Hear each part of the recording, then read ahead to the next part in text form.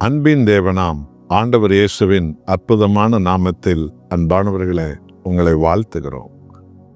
ஒவ்வொரு நாளும் செய்திகள் எங்கள் ஆவிக்குரிய வாழ்க்கைக்கு ஒரு பெரிய எழுப்புதலை கொடுக்கிறது.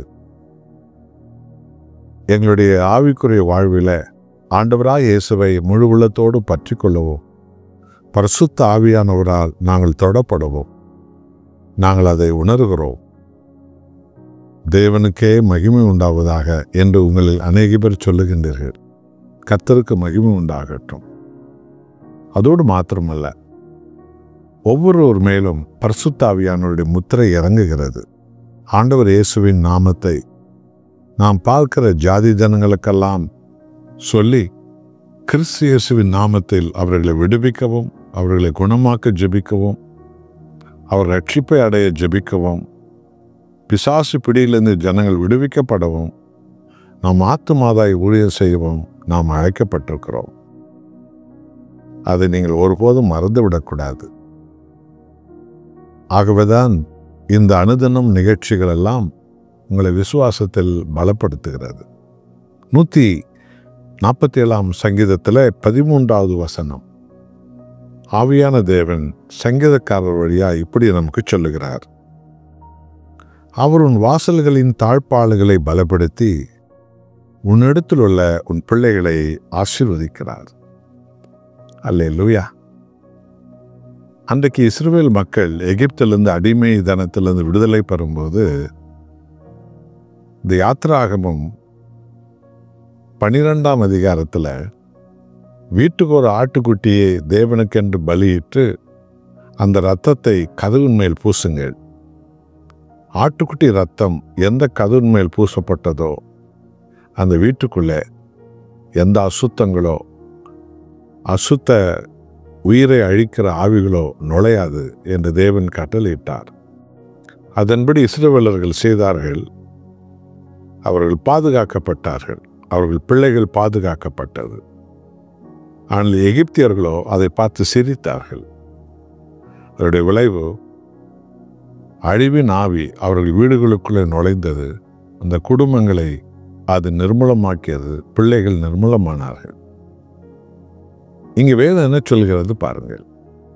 உன் வாசல்களை பலப்படுத்து, உன் வீட்டின் பிள்ளைகள் ஆசீர்வதிக்கப்பட்டிருப்பார்கள். இது ஒவ்வொரு விசுவாசிகளுக்கும் ஆண்டவர் கொடுத்திருக்கிற ஒரு அழைப்பு.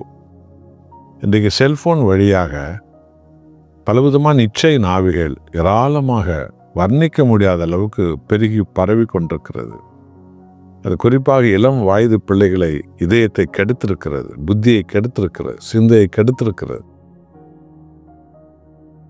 ஆகவே இந்த வீடுகளுக்குள்ள இன்றைக்கு இந்த வஞ்சிக்கும் ஆவிகள், இச்சை ஆவிகள் நுழைந்து பிள்ளைகளுடைய புத்தியை கெடுத்து, சிந்தையை கெடுத்து, அவருடைய உத்தமத்தை கெடுத்து, கேடான சிந்தனைகளுக்கு இன்றைக்கு பிள்ளைகளை பிசாசின் ஆவிகள் கொண்டு போகிறது. அன்பானவர்களே, உங்கள் குடும்பங்களுக்குள்ளே கிறிஸ்து ராஜாவாய் வர வேண்டும். நீங்கள் எல்லோரும் முன்மாதிரியாய் ஜெபிக்கிறவர்களாய் மாற வேண்டும். பிள்ளைகளை தேவனுக்கென்று அர்ப்பணிக்க வேண்டும். அந்த பிள்ளைகள் எதற்காக அதை செல்போனை பயன்படுத்தணும் என்ற ஆலோசனைகளை சொல்லித்தர வேண்டும். அப்பொழுது அவர்கள் தங்களை காத்துக்கொள்வார்கள். உங்கள் வீட்டை பலப்படுத்த பிள்ளைகள் ஆசீர்வதிக்கப்படுவார்கள். எத்தனை அருமையான ஒரு போதனை அல்லவா!